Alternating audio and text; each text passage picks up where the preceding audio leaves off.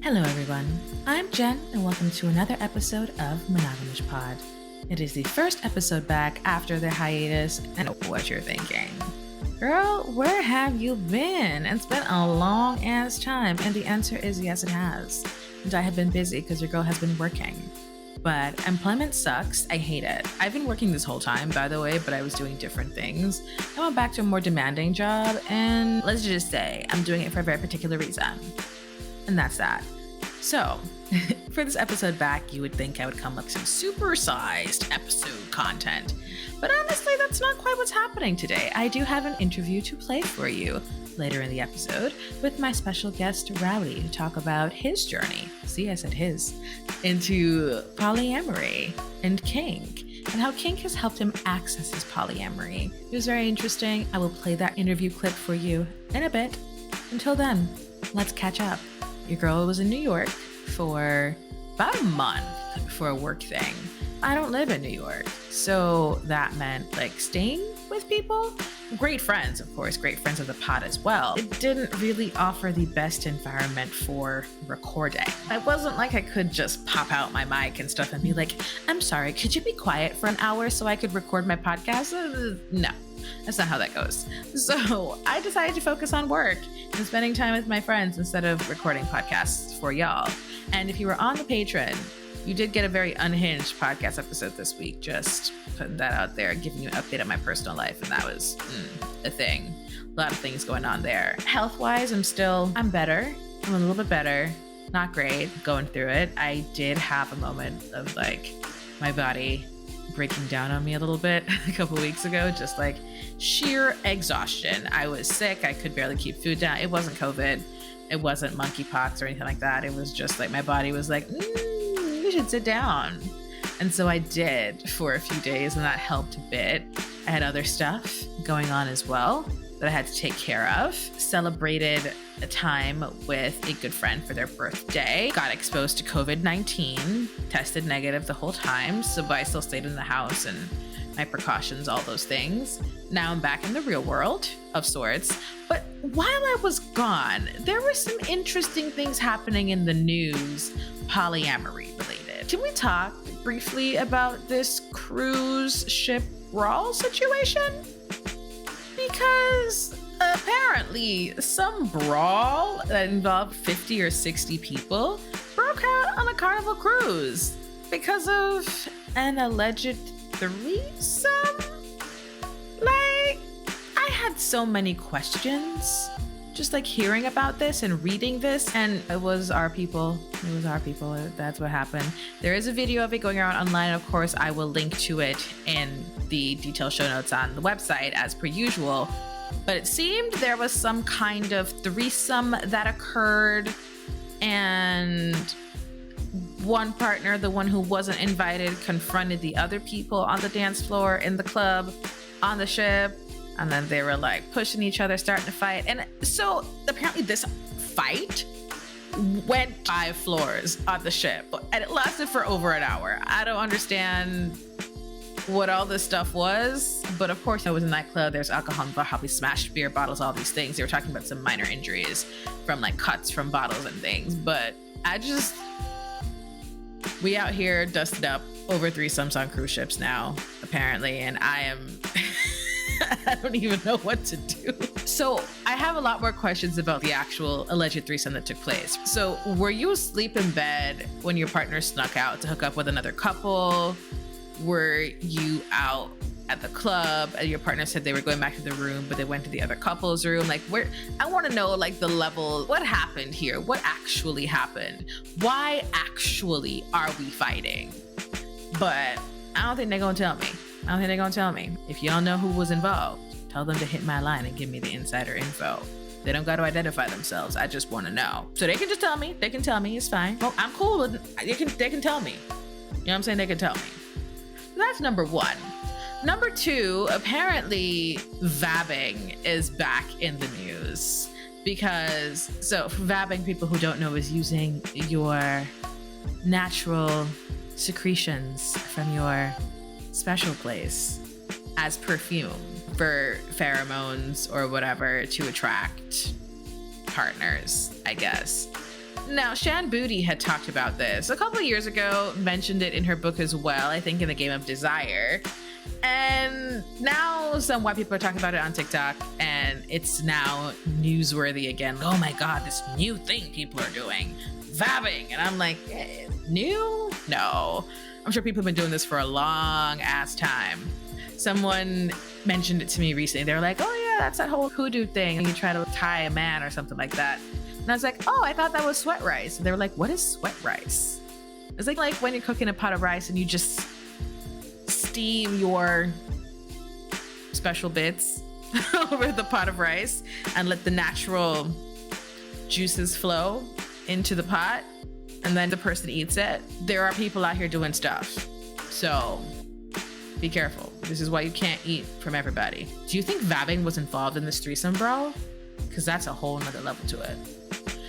And then, like, on top of everything else that's going on right now, it's also, COVID is still a thing. We're all still, like I said, I was exposed to COVID because 4 of my friends got it. And I was just with those 4 people.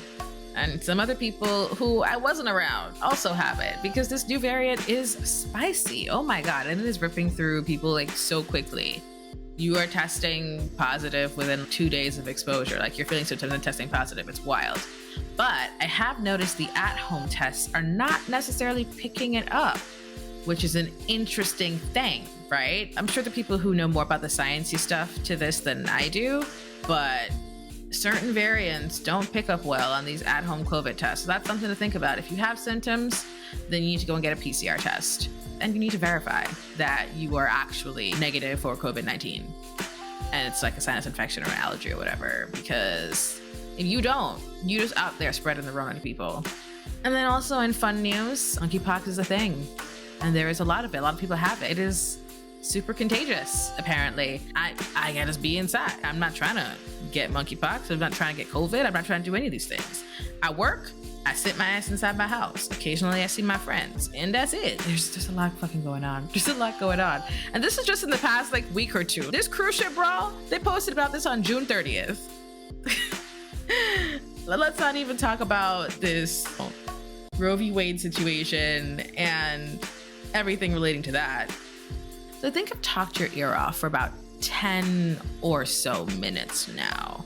I'm not actually watching the timer as I record this. So now that you kind of quick catch up, if you want more details about my personal life redating, you can head on over to patreon.com/monogamishpod. Subscribe, get the bonus episodes, listen to the things, read the blog posts, all of that. So now, without further ado, let's talk to Rowdy about his journey into polyamory and kink, and how Sexaholics Anonymous fits into that equation. There we go.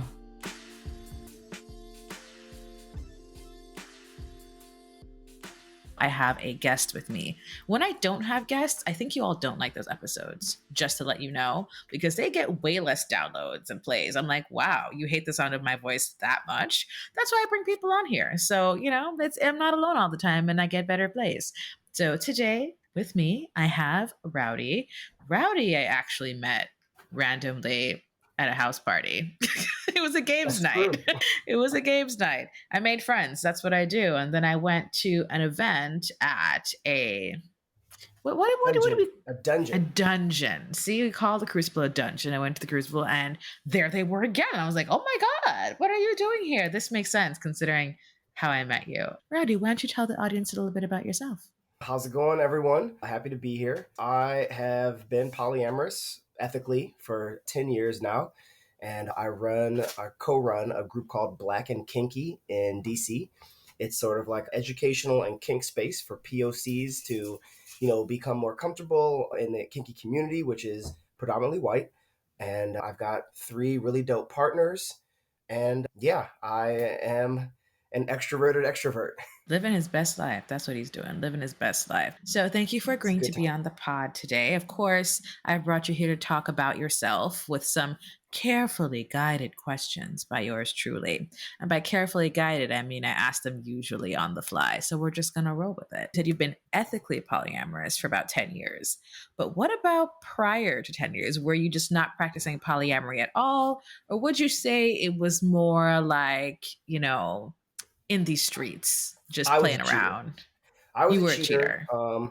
I wouldn't say I was in these streets. I always have sought relationships. Yeah, I have never really been like a one and done kind of guy. You know, if it's good, I want it as much as possible, and that applies to all things in my life. But yeah, I was not really understanding the monogamous thing well. I tried to fake it a bunch of times, and it never fit me. And I'd never heard of polyamory or open relationships, and so I just like ruined several relationships as a result of my behavior, and generally felt like a scumbag. And after my first marriage went down, I ended up in some marriage counseling where we tried to like figure it out, and the marriage counselor told me that he thought that I had a sex addiction. And so I willingly went to Sexaholics Anonymous to do some group therapy. And I was like, these motherfuckers have sex addictions. I just need to be honest with my partners. And that was a very valuable lesson. And I started being honest with the people I was meeting. And, my story blossoms from there.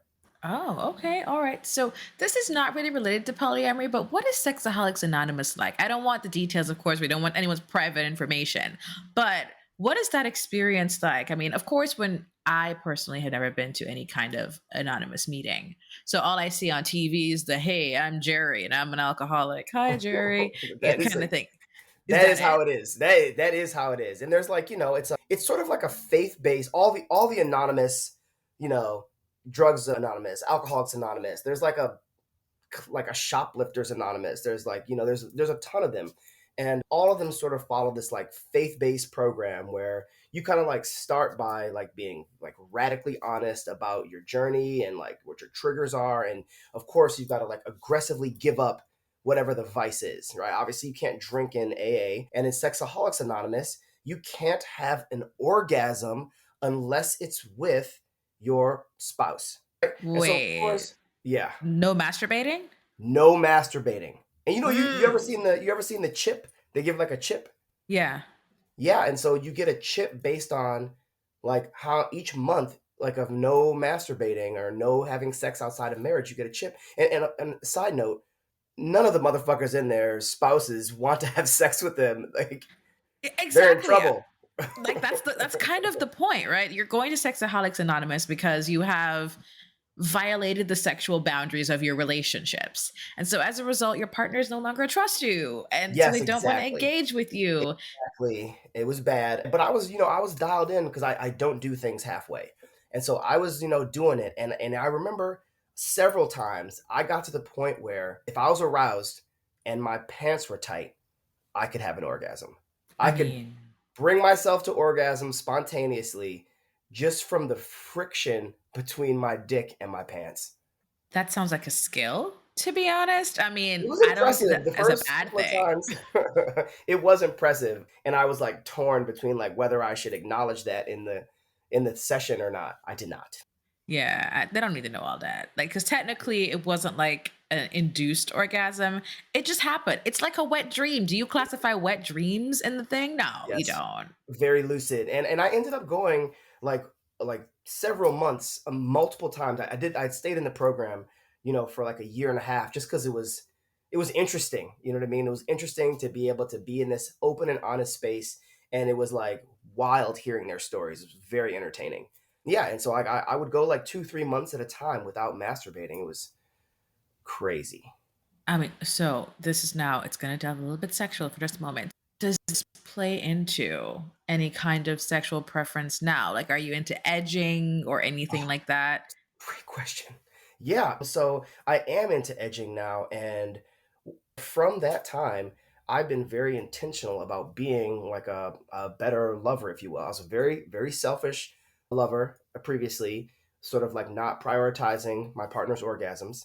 And now, I want to go the distance.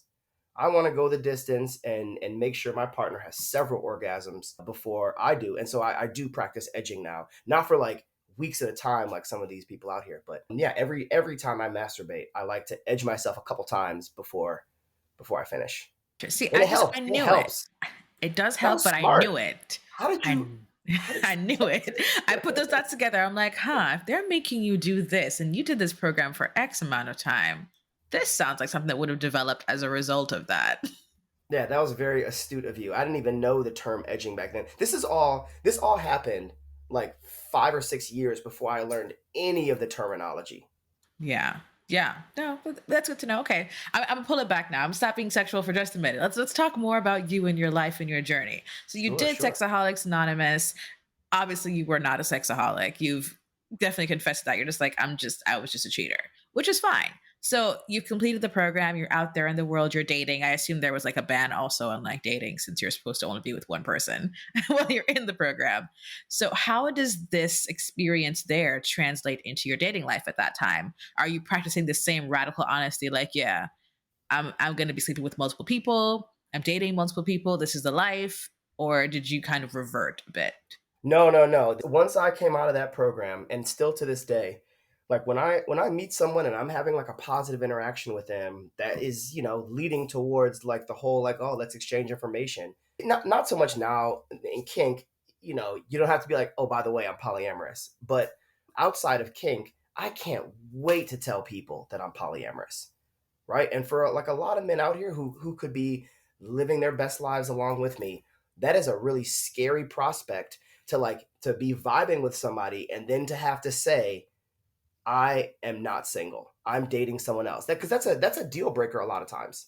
But it doesn't matter. I don't even want to engage intimately with someone who isn't like fully on the same page with where I'm going. And somebody who doesn't respect my other relationships. Yeah, Yeah, so that right makes right out the sense. gate, as soon as we're vibing, I like for people to know right away. I actually did have to pull back a little bit because I was like, not everyone needs to know about this thing. Like for example, married women don't really want to talk about polyamory. They don't want their husbands talking to me about polyamory, really. And I'm not speaking for all married women, but that's what I have learned. We don't want to put any ideas in anyone's head, especially if you're tied into this monogamous structure, right? Our society works in a way where, it's a patriarchal society. It benefits especially straight people who are married. That's kind of the ideal. So if you start talking to people and they're like, I've been a cheater all this time, but I could actually potentially be polyamorous. But I'm not saying every cheater deserves to be poly because some people cheat just for the sake of cheating. It's not the same thing, it's a power Yeah. situation. But for those people who are genuinely struggling with monogamy and not sure why, polyamory is an option. But then when you look at I'll take Jamaica, for example. There's a lot of course, like I said, cishet patriarchal ideas. Men are supposed to have multiple girlfriends. That is what it is. A woman even breathes in the same room as another man, and that's not how that's supposed to go. That's World War III, right?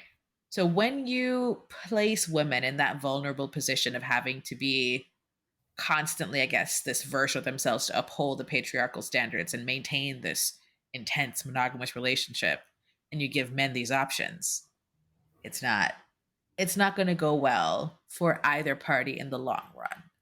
No, it's So, true. It's true. And like I don't want to like get in trouble, but I have learned through experience that even in my poly circles, while my partners like are open to, dating other people, like by and large, like they are not out in these streets the same way that I am, for example. mm, The women that I have partnered with really, yeah, they haven't really sought to be, you know, in multiple different beds, if you know what I'm saying. yeah, but so they feel fulfilled by you despite you having a schedule that you have to maintain with multiple partners. That is how it seemed. Hey, interesting, Yeah. interesting. So, let's talk a bit about how you fell into your current romantic dynamic. I mean, do you have a hierarchy in place in your relationship? Like, and I say hierarchy in a sense where I don't always mean like, oh, I don't mean hierarchical. If you live with someone, there is also an inherent hierarchy that comes with that. If you have kids with someone, there's a hierarchy that comes with that. So, are there any hierarchies present in your Yes. relationships at the I moment? appreciate you clarifying that because, like, the term hierarchy or hierarchical, is a little bit triggering. But yes, yes, I'm married. My wife is vanilla and supports my journey, but is not in the lifestyle. I like for her to meet my partners like at least once or twice, so they can see like the marriage and how much I love her. But yeah, so there is sort of like a built-in hierarchy there. My wife's needs, do come first. However, if Like I'm out to dinner with my wife, or, we're doing something, and one of my partners is having like an emergency. My wife wants me to go and attend to them. So it's not like, sorry, I can't help you with this emergency because I'm out to dinner. You know what I'm saying? My wife understands that. And she's amazing. It's crazy. She doesn't experience jealousy. Neither do I. That's crazy. I experience jealousy with my friends, not with my romantic partners. And so for me, jealousy is like very focused. And I know part of that is related to the big T trauma. That's life, right? But I'm very aware of where my jealousy comes in. Like if my best friend posts a picture on Instagram, like, oh yeah, out having brunch. Who the fuck you having brunch with? Why are you eating food with other people? What's Wow. this about? I'm obviously joking to an extent, so it's not like whatever, but there is like a little ping that happens like in my To an heart. extent. And she knows me. She knows me. So usually I'd be like, who the fuck you having brunch with? She'd be like, oh my God, you're being so dramatic. Yes, I am. Who it is, I can ping your phone right now. We're on Find My Friends for a reason. I know exactly where you are. I will go Oh on wow. Instagram and look and see who's there. I really won't. I'm too lazy for that. But Look, I know you're triggered because the accent's coming out. right? I'm just like, who are these people? They're not me. So, but like with my romantic partners, like, oh yeah, I'm going on a date. I was like, okay, bet. Like, bye, bye. I'll talk to you after your date. Do not look at your phone while you're on this date. By the way, that's rude. Just sometimes. Wow. Oh no, because I tell people it's like sometimes if I'm watching TikToks and I send you a funny TikTok and you're on a date, don't respond. I'm only sending it to you so you know to look at it later. Don't be like, oh, I'm in the bathroom. Like, your TikTok is so funny. No, focus on the person that you're in front of. So I am very happy to report that I am intentionally working towards those feelings, right? The compersion. It's something that's been super elusive and difficult to rein in, but I've been really active about it recently, and I'm making some very active steps on that journey. Do you feel like you need to have compersion, or is it something that you genuinely just want for yourself? I don't want to be as jealous and insecure as I've been in the past. I've got Hmm. 15 years of, being a cheater and 10 years of being ethically non-monogamous, right? So I still have some, some struggles. I'm sure we all do. That is one of mine. I truly want to be like happy when my partners are experiencing something good, and it's something that I've been training myself to experience. It doesn't come Gotcha. naturally. No, I mean, and for some people it really doesn't. But I'm always like, that's okay. Comparison is not like, oh, to be super poly and be super great, you have to be on this end of the scale. Sometimes you just gotta feel jealousy. As long as you acknowledge where those feelings are coming from, you don't make them someone else's problem if they haven't done anything wrong. I feel as if it's okay if you don't make it to that point. If you try to tell me about comparison from my friendships, no. That's it. Just no. That's not how that works. Thank you though. I know that and I'm entitled to feel those feelings. They're not anyone else's fault or anyone else's problem. None of my friends have done anything to make me feel this way. This is my own personal journey that I'm supposed to be on or whatever. And I'm comfortable enough to say it's not going to be completed with compersion. You know what? Identifying that those feelings come from within is critical, right? I was having this conversation with somebody today that, you know, when people are experiencing jealousy, they're looking for external solutions, like, to address an internal problem. They want their partners to change their behavior to address an internal problem. And this is something that I learned in a book that I'm leading a book club on again. I'm not going to name the book because one of the authors is problematic. I mean, I think we all know what book it is once you say one of the authors is problematic. And I will just say it. It's more than two. Rowdy's leading a book club about more than two. We all know about the allegations against Franklin Vo. We don't need to go there. It's one of those things where can you separate the artist from the art? Like, are there other texts that are doing the same thing that don't have problematic authors? I just say, be aware of where the source material is coming from. It doesn't mean there's nothing of value in the book in particular. Yeah. There are a lot of things of value in the book. Yeah, exactly. And there's nothing wrong with that. They are not the only author of the book. They also worked with someone else. So we give that person their flowers as well. But yeah, I mean, I think that there are not enough books about polyamory from a Black perspective either, right? And it's curious. As a person who personally does not date non people of color, And I'm very like intentional also about people of color in that spectrum who I do date. It's like I'm very particular. Pretty much I don't date white people. Everyone who's on this podcast knows this. Okay, I don't date white people, and I have a weakness for gingers, which is very awkward in lots of different ways. Oh, I love gingers. I've never fully capitalized on my interest in gingers, but I I'm have. ready. I Ready. have. But yeah, so there's that element of it as well, right? But in romantic partnerships, I don't. And I'm also very intentional that there are very few white people I've even had sex with, like it's less than five. And I'm very much like, okay, I did a lot of research before we even got to this point. Like I asked you a lot of questions. And especially like as Black people, we know the coded questions to ask that white people don't realize give racist answers and they give themselves away. So I asked all the right questions. We had great conversations. And I was like, okay, you can try it. Only one time though. We tried the first time, and if it goes well, then I guess we can try it again. But you gotta vet your people. You gotta vet your people. Absolutely. I say all this to come back to the book point, right? There are not a lot of books written by Black people in the polyamorous space talking about polyamory, and I want to see more of those. Are you going to write a book, Rowdy? Tell me. Yes, I am. Yes, I am. People have been telling me I need to write a book for over 10 years. And, Yeah. you know, while 10 years ago, I would have been sure that that book really just would have been like a salacious account of my experiences. Now I want to write almost like a self-help book on people who, it's really targeted at men. I know, like, with the gender non-binary, like that could be a tricky statement, but really my focus is on making men less toxic. Not that all men are toxic, not that only men are toxic, but my through my lens, I have come to learn from my lens, but through the lens of my partners, that there are a lot of toxic men out here that are fucking it up for all of us.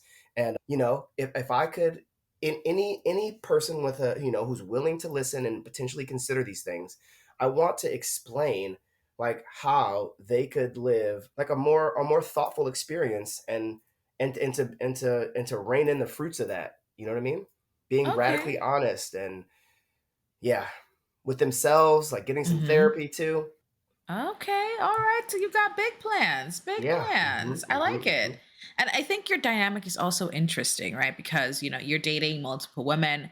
One of them is vanilla, as your wife, I guess. Your wife is vanilla. But you have two other partners who are also seem to not be dating as much, not engaging in romantic relationships as much. Do they identify as polyamorous, your other two partners? This is hilarious. In the last 10 years, the majority of my partners have not identified as polyamorous.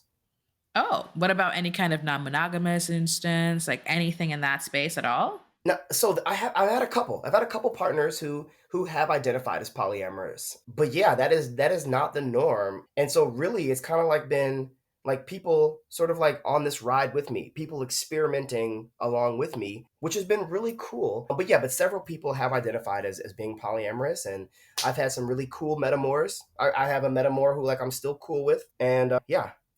What was the question? Are your partners poly as well, or is it Okay, just okay, you? okay. Yeah, Yeah, they no. they they run the spectrum. Okay. All right. So you say that they're not really dating other people. That must be difficult. Like, So my current two partners mhm. are like seeing other people, and that and Okay. that's been a this is like kind of a first. Not maybe the second time. This is the second time that I've dated people who are actively dating other people, but I certainly am, and am way more chill about it than I have been in the past. Mhm. Yeah, I Yeah. was going to type back the jealousy question. Who told you? Are you reading my notes, Rowdy? I know.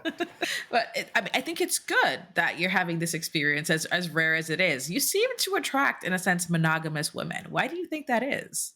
Oh man, you're gonna make my toxic masculinity poke its head out. It's okay. I'd love to see it. Tell me. So making blanket statements, and that's problematic to start with, okay? But in my experience, from the people that I date, it has seemed like women tend to lean a little bit more monogamous, and men tend to lean a little bit more polyamorous. And so, other than that, I don't really understand or know how this is happening. They right, my current three partners all were born in August. I don't know. You attract Leos? Leos and Virgos almost exclusively. When's We're your gonna birthday? have to talk. I'm a Scorpio, thank you very much. But we're gonna have a conversation separately with my astrologer, who's also polyamorous, to talk about your birth chart and why you keep attracting who you do. Just because I'm curious now, we're gonna put that aside for a later conversation. Sure. But So I just want to throw this log on the fire real quick. If I have had 15 partners, like serious partners over 6 months, okay, I would say 10 of those partners were born in August or September. Two of those partners were born within a week of my birthday in late June. And yeah, I don't even know if I can name three more that I dated for longer than 6 months whose birthdays were outside of that window. I'd have to go back like 15 years, 20 years. so you're Mhm. a Cancer. Mhm. Interesting. Yeah, it's I, crazy. it is crazy. Also, happy belated birthday. I know it Thank you. happened. So I appreciate that. I appreciate that. Yeah, it's to the point where if I'm vibing with somebody and like things are trending well, if they tell me that their birthday's in August or September, I'm like, we go together. you go together. That's it. We go That's the end together. of it right there. So you're So in tie it back to poly. jealousy. Tie it back to jealousy, tying back that way. So you're now experiencing this for the second time. We'll call it the second time as like a serious relationship where a partner's having other partners. You're not taking it as badly as you previously would have, you said, Mhm. but are there still feelings of that kind of like jealousy and discomfort that come up for you sometimes? My previous two relationships, like the same week, ended due to my jealousy and insecurity largely. And they were fantastic relationships with really dope people. And I was emotional. I was stressed out, some life stuff too, but I responded really poorly to some new situations that they were engaging in. And it effectively like, ended and ruined those relationships at the time. And, I don't want to lose out on amazing people because I couldn't rein my, insecurities in. And so I've really leaned far into that this time around. And I'm working hard to support and encourage them to get out there. Like my one of my partners, she ultimately wants to be like in a marriage with children one day. She's younger, and because I know that I can't offer that to her, I've been the one to encourage her to continue to date, and that's been hard, but it's been rewarding. And then my current girl, my newest girlfriend, she had a couple people she was dealing with coming in the door, and even though I have sort of moved quickly towards like an official relationship, she's still seeing these people, and one of them in particular, like I think he's cool. Like, the bond that they have is real cool. And I don't feel threatened. And you know what? I gotta trust the people who I love, the people that they're bringing into our circle, right? I have Yep. to trust that they are making a good decision. And that has been rewarding. Of course, of course. And so I want to come back to the first partner you mentioned just for a moment. So Mhm. obviously, you're currently legally married to someone else. You definitely can't give them marriage. Are children on the table for the two of you? No. Mm-mm, mm-mm. There was a time where I was entertaining the idea of various childbearing options with people. But yeah, I'm trying to slam the door shut on having more kids. You're like vasectomy, here I come, snip snip. I know, I know, I know. I'm overdue for one. And then because I didn't get one a few years ago like I was supposed to, my wife took that as a signal that I wanted to have more kids subconsciously. And so I I think gotta. I think the same thing. So my thing is that if you really didn't want more kids, you would have had it already. There's like it. That's what I can see why she would feel that way. Because if you were talking about it years ago and you didn't do it, that would be what would come to my mind as well. It's like, oh, so you're trying to shut up this club and make a baby? Okay. I want you to remember one little fun fact, okay? Officially not having kids means having my balls cut open. I just want to just put that out there. I want to remind people, my scrotum, but Mhm. Okay, and it's not as bad as childbirth for vagina oh, oh, holders. oh, oh, So I I'm am just not saying, saying that. I it's am a not day saying that. procedure for you. You get to go Nothing is home as the same day. It is I'd like not to that say to bad. everyone with a vagina that nothing is more intense than childbirth. Like, I mean, you get to go home the same day. It's an outpatient procedure to get a vasectomy. It's not that bad. You I'm can hip. I'm heal hip. from that real quick. I need to get it done. Actually, I'll be the third of my three brothers to get it done. Shout out to all y'all for making that choice for yourselves and for your families. And I'm just saying that when you're having condomless intercourse with vagina holders and you can express yourself internally without worries about making a tiny alien, I imagine it feels better. Yeah, so right now I'm Team Trojan. Team Trojan. Okay. Not really Trojan. That just, Yeah, the that's just the alliteration was right brand. there. I get it. That's just the brand that comes out. So, what was it like meeting your wife? You've come into this, intentional, radical honesty space. You're exploring non monogamous interactions in a more official way. So, paint that scene for me. You met her when you were already going through that process, and you were kind of Yeah. like, hey, It so was I'm the going to it be was out the here. beginning. It was the Yeah. beginning of that process, and I didn't know what an open relationship was. I didn't know what polyamory was. All I knew was that I needed to communicate with people that I desired to sleep with other people. And so I met her like at a bar, we there was a March Madness event. She was a friend of a friend of a friend. And we hit it off right away, and we were, past all the vibe checks, and we agreed to see each other the next day. And she sat me on her couch, and I'm pretty sure that she asked me if I was single, or if I was, dating other people. And I boldly told her that I was like seeing a couple of people, and that I thought that our early chemistry was amazing. It was off the charts. We clicked in a way that is universal. It's on some cosmic type shit. And I was like, we're going strong right now, and I can see this going very far. But I just, like, you should know that, like, you would not be the last person that I have sex with, and that does not impact this strong feeling I have for you at all. And it's been a journey. It has been a journey. I fuck up and have to apologize, and rethink my behaviors. And sometimes she says things that are hurtful, and so it's like, no relationship is easy. We've been very intentional about this. I don't want to paint the picture like this polyamory journey has been, so easy, because it has not. We've had to read and study, and be in touch with emotions that are hard, and challenge each other. And it's been amazing. It's been worth it, but it has not been easy. No, I don't imagine it is. As an unmarried person, I can't quite relate to opening a relationship up when you're already on the path to marriage or already married to someone. I can only talk about, hey, I've been single my whole life, according to the government anyway. And so I just be doing what I want. I mean, yeah, I was in a relationship when I announced that I wanted more diversity. But my diversity was I miss pussy and you a man. So free up my bisexuality, please and thanks. But I imagine, there are a lot of men that might want to hear that. I imagine that there are too, but I mean, it was about me, not about them, not about our relationship. It was very much like I would like to date and fuck other women. I don't know what you're going to do, but this is what I'm going to do. And it has nothing to do with you. And there was a very clear divide in that, like, this is me with other vagina holders or other women at the time. Like, this is me and them. This is not an us having a threesome or you getting to masturbate to this moment kind of thing. And then we did have threesomes separately, aside from that. But there are men who Separately don't and want. together, or just separately? No, I mean separate aside from my interactions with women, we did have Okay, threesomes as okay. well. Also, did you know that there are some men who don't like that women are bisexual and like don't want threesomes? Yes, yes. It's, like, I respect everyone's choice out here, as long as they're acting consensually. But yeah, that And does. it goes against everything that you're taught that men want, right? Like you're sitting there, you're like, oh my God, I'm bisexual. Okay, well, I do want a threesomes. If I come out to my husband, like it's gonna go great.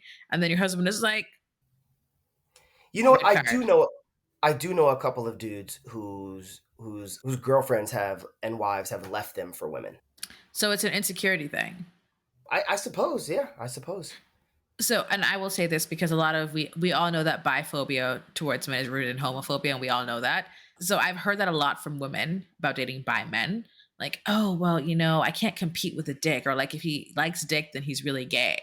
And I feel as if there are some men, of course, who have the same thoughts about women, like, oh, I can't compete with pussy. She likes pussy, it's gonna be this. And then as a bisexual woman, when you're trying to date other women, they're like, oh, well, you date men? Oh, well, obviously you're just going to leave me for a man. Oh and, wow, this is messy. and so you're in a space where it's like, oh, who wants me though? Like, what's going on? I thought that I was good. I thought that coming out to the partner that I was with, that this is how I felt, was going to be great.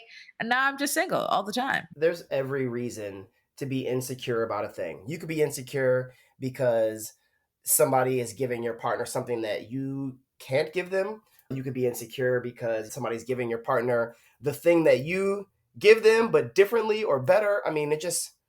I remember I told my new girlfriend early on, just to like lean into the radical honesty and compersion, that no matter what she did with other people, if she was still excited to do things with me, we weren't going to have a problem. Exactly. That makes sense. Like, I mean, that's it. If I stop wanting to physically like sleep with you after fucking someone new, then that's a different conversation, right? But if I'm still excited to like sit on your face at the end of the day after just sitting on some other person's face, I mean, it's a win-win to me. We just be happy. We're happy. So you're married, you're polyamorous, you got two girlfriends. But again, I know you through a vanilla kink adjacent event. So let's dive into that a little bit. Have you Sure. always been kinky? No, I've not always been kinky. And honestly, I currently struggle with identifying with whether I identify as kinky or not. I think that Hmm. more than anything, I think that the kink space has been an area where my polyamory could flourish. And kink is fun. Kink is fun, but I don't need kink. I don't need the dungeons. I spend more time at happy hours and educational kink events than at like play parties, right? I'm not a Hmm. swinger. The last thing I want to do with my partners who I've put tons of time and energy and resources into is to like take them somewhere where somebody else can reap some of the benefits without doing the work. So yeah, so like, the kink space has allowed my polyamory to flourish, but I don't know if I am kinky. Oh, interesting. I mean, and you lead groups about I like lead kink. groups. I got a toy bag. Like I know my way. I can Yeah. flog right, left-handed. You know what I mean? Mm-hmm. And so like I like to learn new things. And so kink was Mm. something new that I was learning. And yeah, and that's really what it is. I'm a dork, and I'm a student. I'm a perpetual student. And when I encounter something new that I'm interested in, I want to learn as much about that thing as I can. Okay. So I know you said your wife is vanilla. Are your Mhm. other two partners in kink as well? So my a longtime girlfriend used to be in kink, but sort of is not really interested in it anymore. And my current girlfriend is super new to kink and still kind of like figuring it out. Gotcha, gotcha. Okay. I'm a kink newbie. Everybody at home knows this, but just so I can say it out loud again on this episode, if this is your first episode listening to Monogamish Pod, I'm a kink newbie. So I've done the basics with romantic partners, and that's like, tying people up sometimes, choking, so a little breath play, there's some gagging involved. I feel like once you're with someone for long enough, you be trying shit anyway. So I don't really consider that like kinky. Like I wasn't kinky. I was just with my man. We were just trying shit to see if we liked it or didn't like it. And doing those things, I know I like certain types of things. So like I do like some kind of impact play. I do like some breath play. I like, candle wax stuff. So I like some things, but it's never been like, oh, I must have these to Yeah. engage in a romantic or sexual relationship. So, as I have gotten older, I'm interested in exploring different sides of things and of myself. I was like, cool, let's learn more about kink. Let's learn more about impact, the things that are interesting to you. So, I'm not a perpetual student the way you are. I'm not trying to do these things. I'm trying to have these things done to me so I know how I Oh, feel about them first. And then I can think about doing them. Like I want to try as much as I want to try to see like, okay, do I like this? Do I want to learn how to do this to someone else? Like the event I went to, the first kink event I ever went to was I think at Baltimore Playhouse in mhm. like November or something. And someone had a violet wand. And I was like, oh, that's interesting. What is that? They're like, oh, it's a violet wand. Do you want to try it? I was like not on somebody, but like, sure, I want to see how it feels. And I was like, oh, this is nice. Like, okay, well, let's try that other one. Okay. And you see the different, attachments, different feelings, different sparks in different places. And I was like, okay, I can never have this in my house. I spent all my time doing this to myself. That's not cool. Because I Hey, also know my personality, right? So have you seen the TENS units before? I have, yeah, I've The little seen pads. those. Yeah, I I've had heard about those as well. I had somebody wrap one of those around the shaft of my dick. That sounds stressful in a good way. Yeah, it was. It was a very like low frequency, I guess. Yeah. But yeah, it was cool. I'm open to trying new things. Right. And so for me, like that's something I'm like super interested in. I've seen Fireplay, it looks cool. I was like, oh, I want to try that too. And so I'm open to trying a lot of different things, but I do still have my hard limits, right? Like, and I've always felt this way. I don't do clamps of any kind. Do not clamp me. I do not like it. It is painful and not pleasurable. There is no way that I can get to the pleasure in this because this is just an intensely painful sensation. So this is a no for me. Hard limit. And You probably don't like to be pinched either. I do not like to be pinched either. I do not. Ooh, I'm a little bit of a pincher. Ugh. No, I can be bitten, I can be scratched, Ooh, but okay, you okay. cannot pinch me. That will immediately just like trigger things like, oh no, I don't want this. I have the ick, I'm done now. And that will take me completely out of an experience. One of the things that does draw me into kink is if I have a partner that's interested in trying something, right? And that's not exclusive to kink.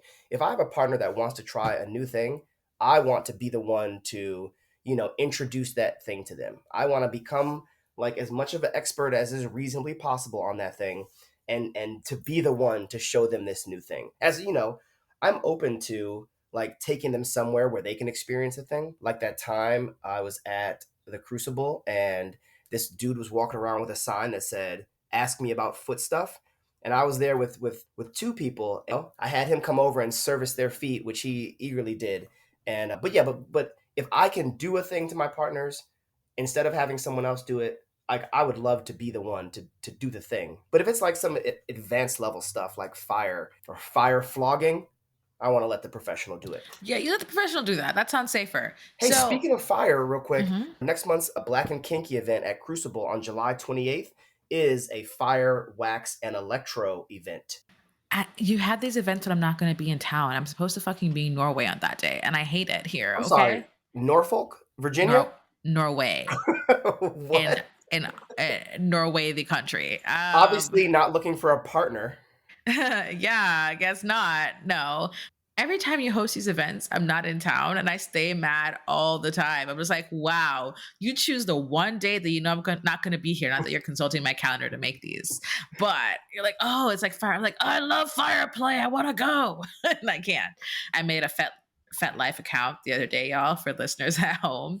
And it's weird for me. So full disclosure, I used to be on Fet when I was like 17, 18 or whatever. I was much younger and I used to be on Fet, obviously, and I was in Jamaica. So like I had to put that I was 18. So I was like too young to be on the website, but I was on the website. I was curious. I didn't talk to anyone. I would just be nosy. I used to also be on A for A. Yes, I know I'm not a gay man. Thanks. Gay men who are like been in the shit for a long time know what A for A is. I was on a lot of sites. I was curious about sex. I was trying to learn all the things and like where do I fall on the spectrum? Like I feel like I'm bisexual at the time. I identified as such. Now I'm pansexual. I was exploring a lot of different elements of my life. But I did have a FetLife account like way, way, way before it was cool. It was when you were like, you had to be hardcore into the thing to like get on the thing. And there are Wow. also way less rules on the internet, so it didn't count. But I've created an intentional account. I don't have any like real photos or anything on there. I don't post anything on there. I'm only on there because Rowdy's always like, oh yeah, the event's happening. Like, we do whatever, whatever. And I'm like, oh, he's like, where's the event? I'm on Facebook. I don't see it. He's like, oh, it's on Fet. Fuck. So now I'm here. You lead kink events. You're big on the Fet Life and all these things. I assume doing all the stuff. So tell me what leading events here in DC is like. Yes, I live in DC. We all know this. Okay. It's not a secret. Yeah. So the events that I lead are almost exclusively aimed at people of color.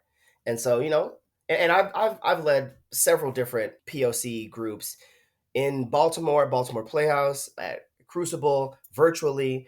And, some of them are open to everyone attending, but these groups are definitely aimed at people of color. And it's been really rewarding, just to be like a conduit where people can, come experience this thing in a safe space around people that they feel comfortable with. Because I'm sure almost every person of color has been like the only person of color at an event or a restaurant or a function before, and it's like an odd feeling. And so to create and cultivate these spaces where people of color feel comfortable, it feels great.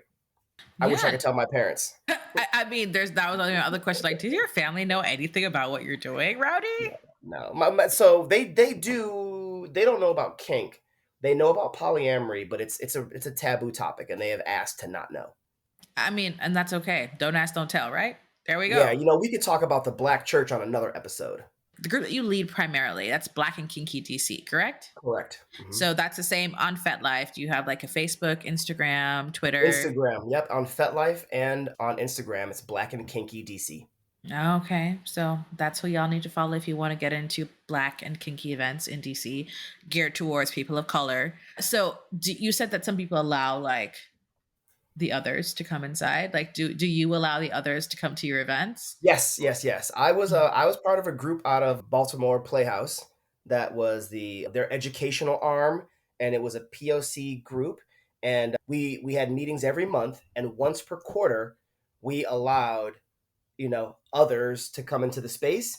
And after about a year of doing that, the people who were attending the event, the people of color, voted to have no events where people of no color were invited. And so we moved to only POC events, and that was cool for a time, but the pandemic disrupted that. And Black and Kinky DC, we're really not a POC exclusive event, even though Yeah. very, very few persons of no color attend our events.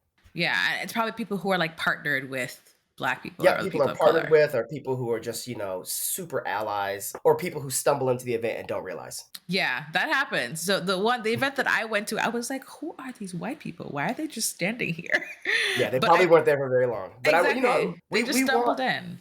we want people to feel more comfortable in these spaces. That's the goal. And if a white person comes into one of these events and sees what we're doing, maybe they'll realize how important this is, the need for this, and also the need to create spaces that are more comfortable for people of color, so that we wouldn't need to feel like we had to have our own space.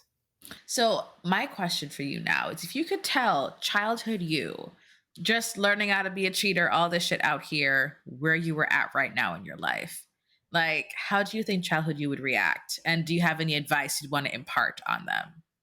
Man, if I could have avoided all of the cheater phases, that would have been dope. My trajectory would have been bananas. There's this dude in Brazil who has recently married 9 women, and 9. Yep, they're all living together, and it is amazing just to watch his Instagram. But yeah, if I had started this journey much sooner, like, I might have like workshop series that I went around and taught this to hundreds of people at a time. Childhood you, how do you think they'd be looking on in this moment? Kind of like, dude, what the fuck? Like, we can do this? My childhood me would be watching current me just like weeping with joy. I sometimes things are so fantastic that it brings a tear to my eye, like quite You a literally. Cancer, of course you cry. So, Rowdy, thank you for joining me for this, brief episode. Just tell people a bit about you, a bit about what you do. Looking forward to the book in the future. So, why don't you tell people where they can find you on the interwebs? Sure. The best place to find me is on FetLife, living my best life. No dashes or spaces, just living my best life on Fet. I'm very happy about that page. And I recently started Twitter. My Twitter handle is PolyamPro. Okay, so living my best life on FetLife and Polyam Pro on Twitter. Again, thank you so much for joining me. I appreciate it. Thank you for doing this. Thank you for having me on. Once again, I would love to thank Rowdy for joining me today on the podcast. You can, of course, find the links to where to find Rowdy on Fet and on Twitter in the detailed show notes at monogamishpod.com. The video of the interview will, of course, be posted on the YouTube channel. Just search for Monogamish Pod on YouTube, and there we are. And where else can you find the podcast? Twitter, Instagram, Facebook, and TikTok at Monogamish Pod. Do I post very often? No, I'm really bad at my own social media. I'm better at doing everyone else's. So that works great for me. I'm saying like it's fantastic for me. Of course, you can subscribe to the monthly Monogamish Pod newsletter to find out what happened on Monogamish Pod this month and maybe what I'm watching, people that I'm following who are super interesting, great stories. You know, I'm a great writer. And so I think even if you don't care what's happening with me, you will really enjoy my newsletter because I'm a great writer. So monogamishpod.substack.com, go on ahead and do that. You can also support this podcast financially or by buying merch. Let's talk about the merch first. You can go to monogamishpod.threadless.com, get your Monogamish merch.